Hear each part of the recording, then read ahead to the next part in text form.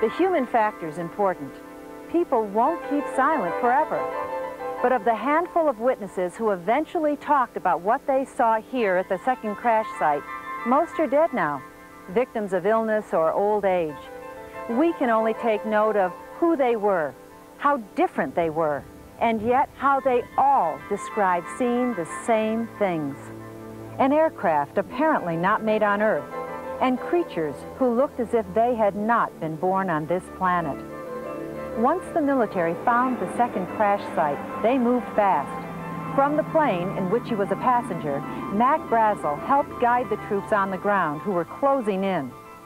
But before the military could get here, a civil engineer surveying for an irrigation project came upon the site by accident. His name was Grady Barnett, by all accounts a no-nonsense fellow.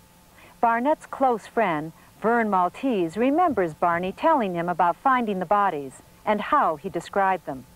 He said, well, I'm going to tell you something that I'm not supposed to divulge. And he come across this object on the ground, which was the shape of a flying saucer, and that didn't split open. So he jumped out of his pickup and went down there, and there was 4 beings laying on the ground.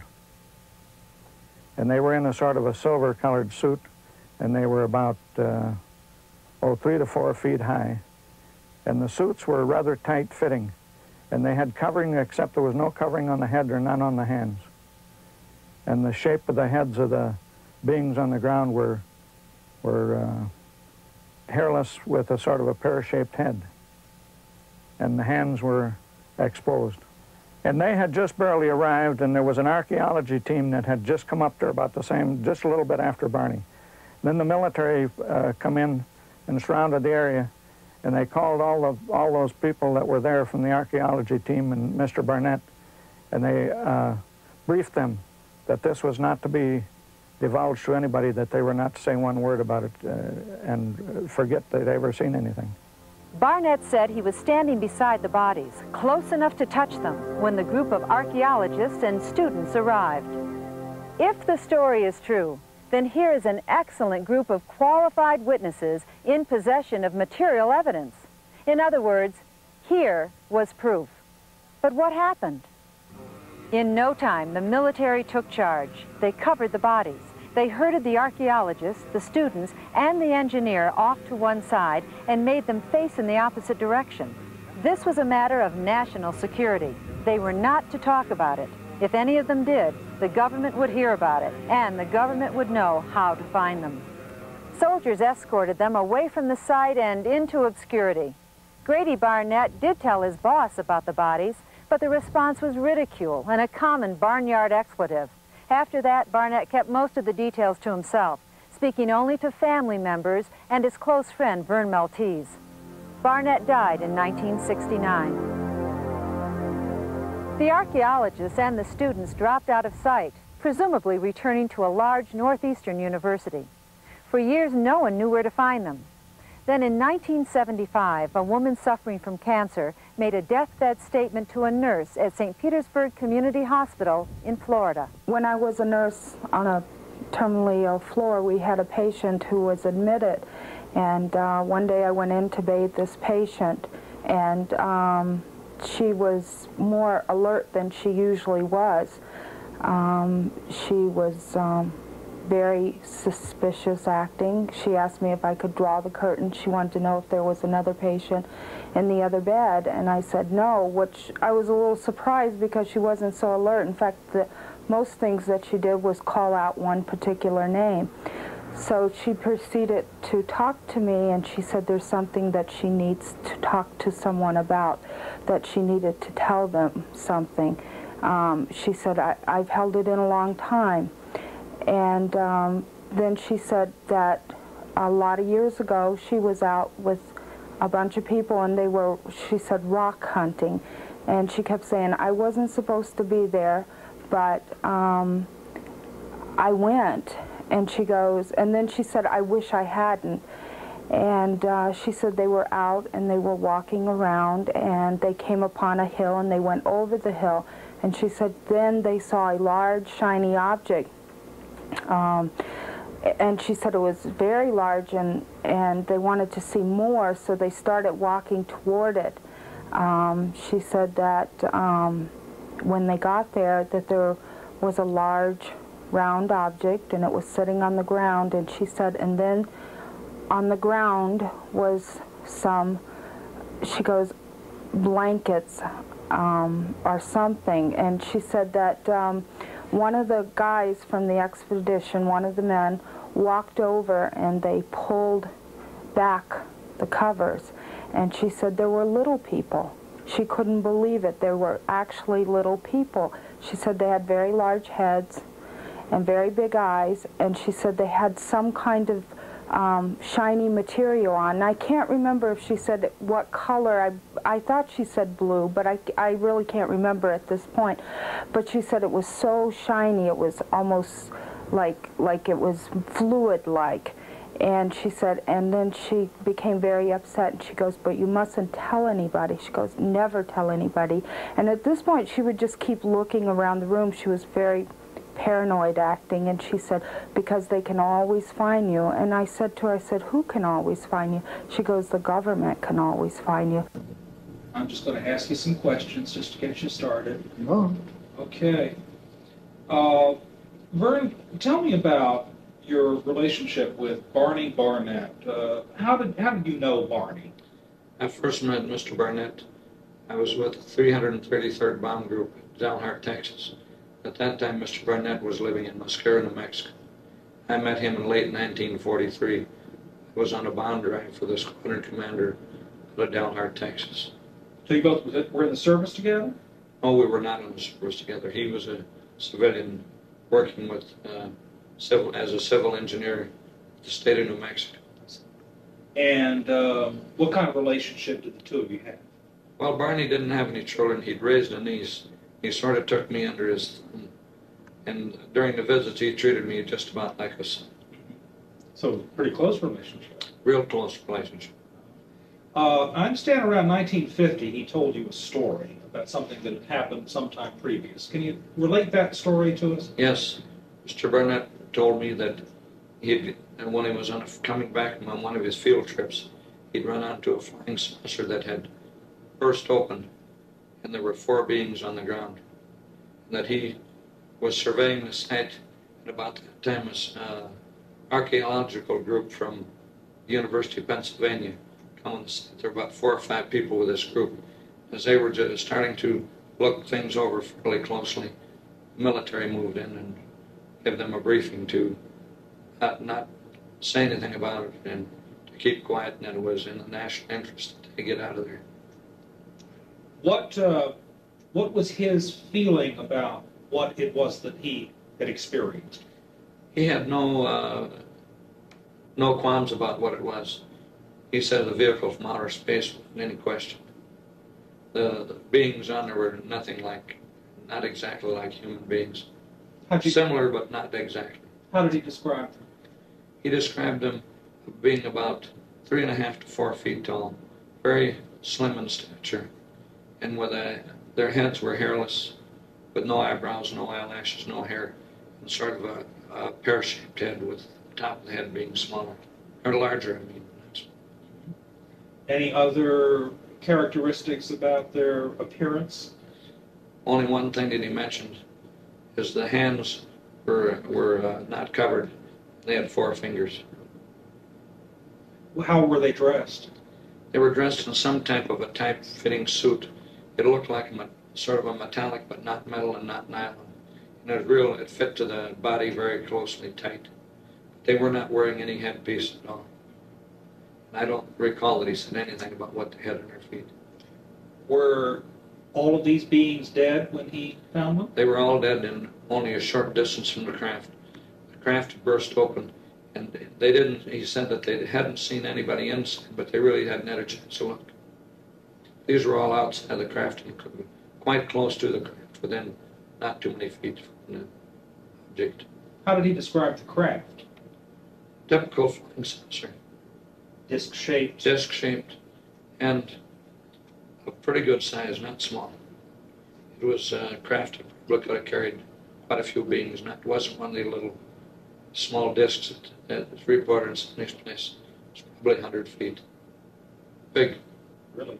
How did he describe the impact site, if at all? He said it had come to rest at sort of on not a high bank, but sort of a ridge or a bank, and had hit against the bank, had split there. But otherwise, it was intact. Did he describe any other debris or wreckage besides the... There was no, according to him, there was no wreckage or debris around his craft. What, did he give any description about the archaeology team? Nothing, except there was 4 or 5 people. They were obviously there for a dig, and they had just come upon us just about nearly simultaneously. He just arrived there, and here they come. Any names of any of these individuals? He didn't have any names because the short period that they were there, and by the time the Army rounded him up and told him to get out of there after they briefed him what not to say and so on, he got his pickup and headed back for his office. Did he ever tell this story to anybody else? He went back to his office, and his boss, he started to tell him, and the boss told him, "Barney, don't tell me anything about it. I don't want to hear about it. Just forget it." He says, when I was told that, he said, having been told not to say anything, he said, and I'm not going to have people think I'm crazy. So I never told anybody else until the time he told me about it. Did he ever experience any form of harassment from the government? They were harassing him on income taxes. And I know that at one time I visited down there in 1950, and he was really nervous. This was either the second or third time they had audited him. I can't understand why they would audit him, because he didn't do any outside business. They had all his income from his job. What kind of man was Barney Barnett? Barney Barnett was a real private individual. He didn't smoke, he didn't drink. His family and himself were very private. He associated with people, but not too much on a social basis. But he was very reliable, professional man, lived a lot in the outdoors, and knew the outdoors. Collected arrowheads, and he and I went on arrowhead hunts, had gone on pottery digs ourselves. He showed me how to rattlesnakes operate and how they struck and so on. So we had a lot of time together, because way out there in New Mexico, when you're driving around, there's miles and miles and miles, there's nothing. So we had a lot of time to talk. In all the time I knew Barney, he never told me a story. I was never told any story of any kind about anything. So I believed anything that he would say was reliable. I could have had a lot more information, but I didn't pump him for information. At that time, I was raising a family and busy in the military, and 15 things to do, and I could have got a lot more information from him, I'm sure. But it was one of those things that you think back, we hadn't had anybody in outer space, we hadn't had anybody in the moon. If we had progressed with this sort of thing, I might have been a little bit more interested in details. When he related this account, what did you think about this story? I had no doubts about it. Knowing his reliability, I had no doubts but it was real. And of course, he said that he was sworn to secrecy. I was still in the Air Force, so I didn't go around blabbing this to everybody. Matter of fact, I had no reason to really bring it up to anybody. The first time it was brought up is when the Dr. Friedenberg was in Bemidji. He gave a lecture on UFOs. I had gone. And I listened to this. I thought, I wonder if I should relate this to him. They're doing a study, and the stuff might be important to his studies. So as a matter of fact, I thought about it, and then I left the auditorium. And it was cold out. It was late fall, I think. I walked about a half a block from there without saying anything. I thought, well, maybe it's a good policy to go back and tell him. I didn't feel comfortable not doing it. So then I walked back and talked to him. And a few days later, this Mr. Moore was near, and he came over to my house and interviewed me about the details that I had. Have you experienced any repercussions from having shared this? None. I haven't had anybody harass me. Everybody that watched Unsolved Mysteries, I've had nothing but good comments. Most people believe these actually exist. And I don't really believe that I've had one bad trip. However, they intentionally didn't give your address. But I had calls from every province in Canada except the eastern ones, from Florida, Texas. And the amount of people that seen this, I was amazed. So you don't have any regrets about having divulged I this have no story? regrets about it. As a matter of fact, I could tell the same story 1,000 times without changing it, because I know it to be actual facts. I'm not about to alter anything. And I wouldn't accept one penny or one dime to make any statement, because that would ruin the validity of what Mr. Barnett, and in respect to him, I wouldn't do it. As a former military man, what do you think our government should do now that this story is out? I can't see any reason why whatever information they have is not released. I think any information or documents should be released, because most of the public believes they exist anyhow. And I think the population now is better prepared to accept this sort of thing than they would have been in 1947, right after World War II. There's probably reasons why they didn't want it released. I can't see any reason for not releasing. Okay. Anything that we've not covered that you want to talk about? Well, the only time that I had any occasion to possibly see a flying saucer in 1940, I was with the 7th Bomb Group, 11th Bomb Squadron. We'd moved off the coast because of the problems with an imminent war. So we'd moved into Salt Lake City, and we're working out of the municipal airport out there. And just about, it was between 12 and 1 o'clock. There was a disc-like object that come over Salt Lake City. It come from the east over the Wasatch Mountains. In the daytime, it looked like the moon does if you see it in the daytime. And there was 2 pilots that I knew out there. I can't recall their names. And myself out there.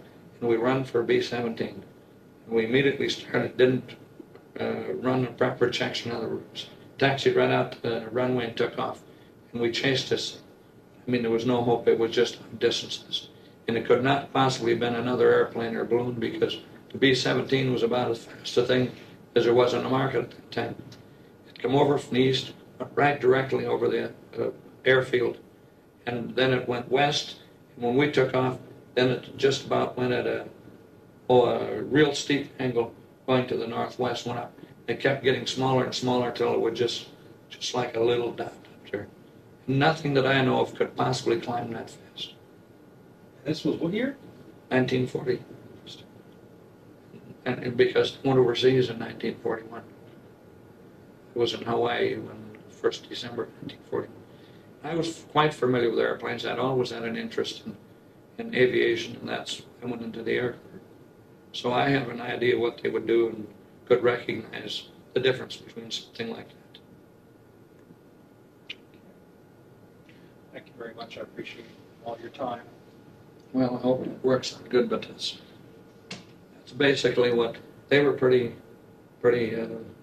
accurate in, trying to reconstruct. Mm-hmm. And they did film about 20, 30, 40 minutes of me, mm-hmm. but they only used portion, and they reconstructed some of the rest of it. Mm-hmm. Did you were satisfied then with the dramatization part of it? Pretty much, but there was some details that would have changed. Uh-huh. And of course, it was impossible for them to know every detail. If I had been on their site, I could have told them some changes they could have made. Yeah. Like Barney wearing a pith helmet? Yeah, wearing the pith helmet. Well, and another thing, he had glasses. Uh-huh. Because when he opened his snake's mouth and the venom came up over his glasses, that's how I vividly remember. I can picture in my mind the venom still streaming down his face and on his glasses. And it hit the glasses mostly. Uh-huh. And it was just kind of a white foam. And good thing he wore glasses, I guess, huh? But that's the type of individual he was, an outdoorsman. Uh-huh. He knew the Southwest, he knew the outdoors, and he was the type of individual that didn't exaggerate on anything. We did a lot of things outdoors. And I know that New Mexico, because I know what a vast uninhabited area that place is. Yeah. That's why the group from New Mexico is kind of laughing about some of the things I was telling them. Because they know what you're talking about. And they know exactly that I'd been through a good portion of our state and I'd lived there. I lived in Clayton, New Mexico one time. Uh-huh. Where are you living at? Bemidji. Uh-huh. Still in Bemidji. Still in Bemidji. And I put in 21 years in the United States Air Force, retired from them, put in 30 years with the VA, just about 30 years. So, I like working, and I'm interested in things. When I visit foreign countries and other places, I see everything, industries, what the people are doing, how they make a living. You know, I'm not one contented just to sit back and go and lay in the sun somewhere or go to the beach, whatever. yeah. I just like to get in the mainstream of things. I'm interested in what's going on in the world and out of this world, too. Yeah, obviously. Vern, can I ask you to just sign this form for me?